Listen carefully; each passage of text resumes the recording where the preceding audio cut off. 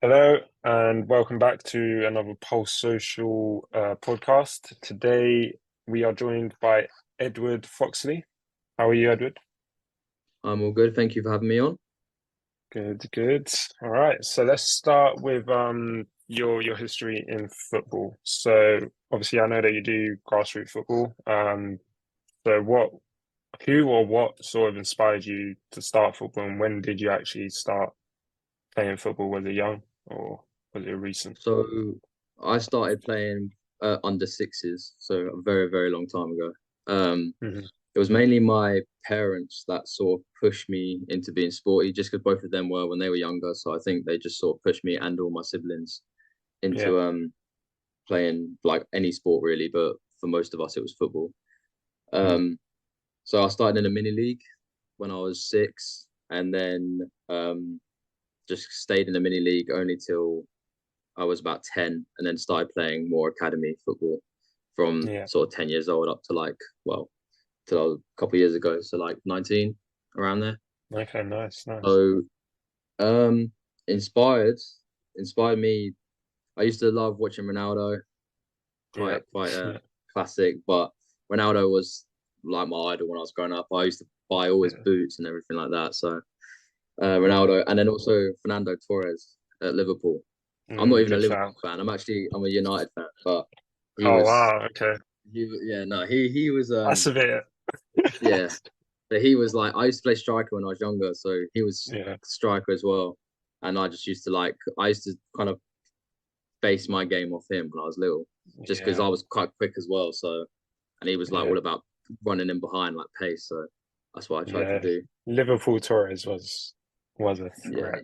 he was so Changed good. when he And then went he went to Chelsea, but Chelsea. Yeah, yeah. really Just fell good. off. But But yeah, yeah, that's nice, nice. Okay, so let's talk about sort of more grassroots in a bigger picture, grassroots football in a bigger picture. So let's talk about like local communities and stuff. Um, Now I assume, did you play Sunday League for like Sunday League team it was ever? more Saturdays, Okay, but okay, pretty nice. similar level to be honest. Yeah.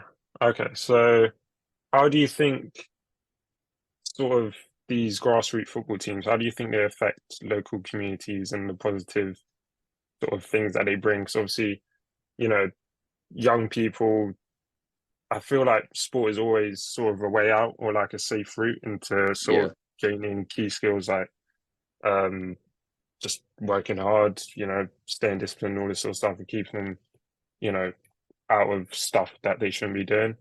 But what's your thoughts on like how these grassroots football teams help these young people in general? I think they're so important. I think to like you said, it keeps people away from just sort of hanging around on the streets or anything like Mm, that. They're a good place for people to meet people as well. You know, you get a lot of people that might not be very outgoing or make friends very easy. But mm, when you're in a football team, doesn't matter. You're all friends because you're on a team together. yeah, You all want to win together. So they're really good places to go and meet people, and especially like even just your normal friends. If you've grown up with them, I used to be in a football team with all my friends, so it's just a yeah, good place to go socialize. You're out every Saturday or every Sunday, meet all your friends, or you go to a park and you play football. mm, So yeah, I think they're really important, and it's not just football. It can be any sport, yeah, whether it's like rugby, cricket, uh, boxing, anything like that. It just anything to keep people away from trouble and to meet new people. Because I think most like working now, but now I'm older. When you're working in actual jobs, yeah, being able to like be in a team and communicate with people and actually know mm, how, just like assessing people's like feelings, for example, and just being able to actually talk to people and understand people. I think it comes from sport, or it can come from yeah, sport. It certainly did mm, for me. So I think, yeah, very important. yeah, definitely, yeah. Okay, so a more personal question now. What would you say is the one memory? It could be like an achievement or like in a match something happened, but what's one memory that has stuck with you throughout like your whole life, that occurred like through football? It doesn't have to be on the pitch. It could be just like, I don't know, a social Yeah. event or something. But what's one memory that really stuck with you? through It's football? a tough question. Tough question. I've got Yeah. a few.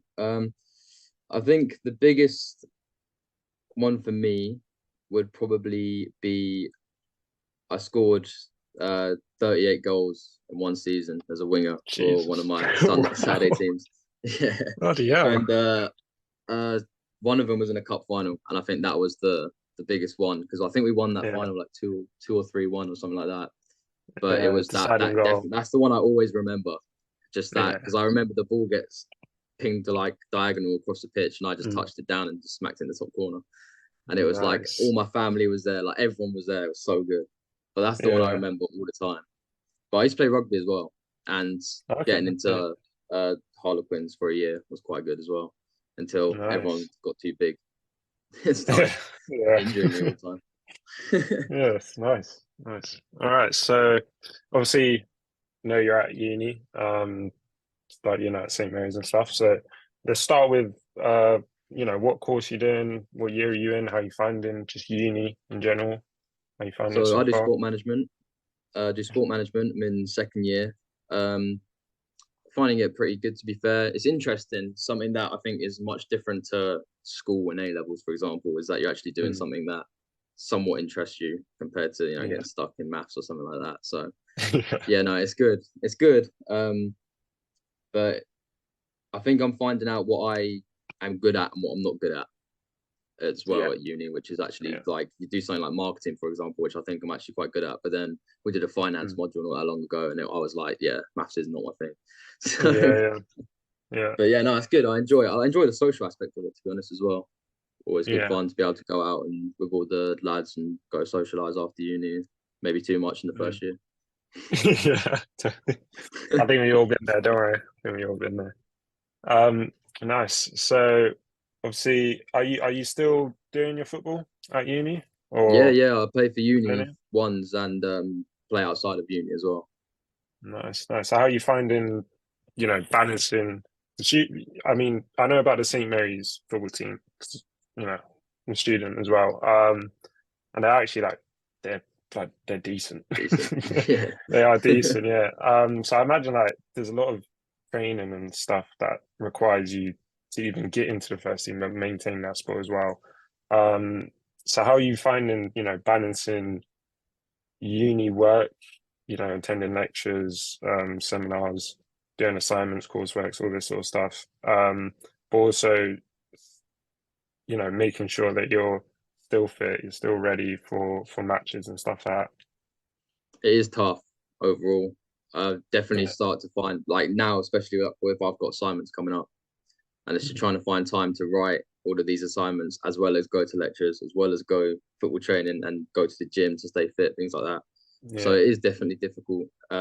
You normally have to start sacrificing little things. Like if you want to go out on a Friday night, you normally can't because you've got to Yeah. do a uni assignment, or if you want to just go on PlayStation for a bit on a Monday, you can't because you've got work to do. So it's Yeah. kind of like priorities though. For me, I prefer play. I want to play football, so Mm. that I'm happy to sacrifice things to play football as well as uni. I want to be able to get my degree at the end of it all, so make it worth it. Yeah. So it's definitely priorities to go to lectures and make sure I get everything done on time.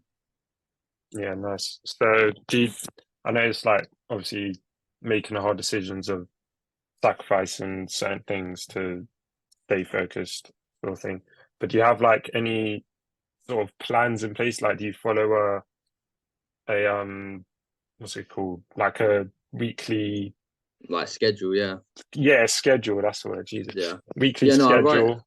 Or- I always find writing down what I'm going to do the next day. So like night before the next day is always helpful for me. That's something I only Mm, started doing at uni as well because I think I just forgetting so many things. I'd yeah, have to maybe submit something that day and I just forget about it, or I need to make sure I actually write 200 words of this today. Otherwise, it's gonna yeah, bite me later on. So, yeah, yeah, no, I definitely write down a list of things to do. It's more like a to-do list than it is a schedule because I do it daily. I make sure that it's like up to date. If I write too far ahead, something might change. So I just yeah. normally do it the night before. But as long as I do that, I'm not going to feel all right. Nice, nice.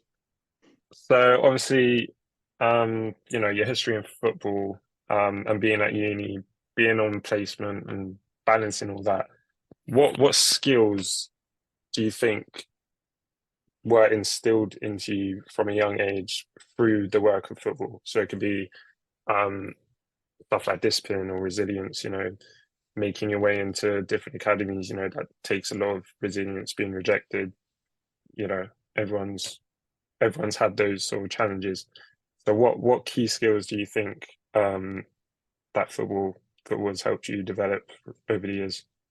I think the first one's definitely being in a team, teamwork, communication. I kind of think they go hand in hand, but being able to, I think it's helped me. I said it earlier, but at work and things like that, it's definitely translated out of football and just into like everyday life. Like starting up at uni again, I was 21, so I was actually quite old to start first year, and it was weird going back into a situation where I don't know anyone and I've got to be able to like make friends and talk to people again. So I Yeah. wouldn't have been able to do that without football or Mm. learning that from football. And then yeah, like you said, when I was 19, I left one academy and went to join the first team in semi-pro football, and then did a 2 week trial, got rejected in the end. So Mm. you kind of have to sit there and don't let it just like beat you down. You have to sort of be resilient and say, Yeah. no, I have to just get back on it and try again. Didn't work out this time, but try again next year or later on in the summer. So Yeah. I think those two are the biggest two for me from football. Nice.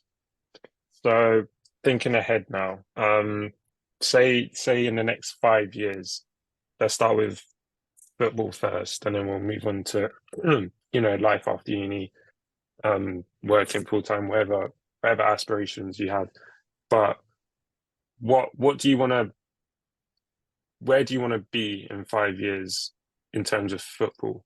Do you want to still be playing? Do you want to be maybe playing semi-professional first team, maybe even professional at some point? What are your aspirations? I definitely want to push myself as far as I can go. Yeah. How far it depends on the opportunities I get and a little bit of luck here and there. Mm. I definitely think I'm good enough right now to play at semi-professional. I've been in semi-professional under 23s and other academies as I got to 18. So Yeah. like teams that are playing in step 3 and step 4 of football. So I definitely am probably good enough to be there. And I will get back to that sort of level after uni because, like you said earlier, with Yeah. training schedules and things like that, it's very difficult. Mm. Um, so I think try and push myself as far as I can go in terms of semi-professional. And in terms of professional, I think it's probably a little bit too late, a little bit too far. Yeah. Um, Okay. so I think realistically, probably looking at semi-professional. Um, Mm. yeah, and hope, and you never know what team or what level, but just that Yeah. sort of like bracket would be good for me. Okay. Nice. Nice. And then in terms of uni, so obviously you go uni to get a degree. Um, what were your aspirations after uni to do? Is it working, or do you want to sort of continue the sport and uh work-life balance? Do you want to continue that? Yeah, so I think immediately after uni, I definitely want to go like traveling and just seeing the world a little bit first, Yeah. having a little bit of Yeah. break from education and responsibility and Yeah. things like Definitely. that. Yeah. So Definitely. that would be the plan number one. And then after that, I'll probably get back into football and to trying to Mm. work, finding a job. In terms of actual work, I would like to be involved in marketing. I think that is Mm. sort of what I've realized, what I'm good at, and what um, I'm interested in. So I think I'll Yeah. go with marketing.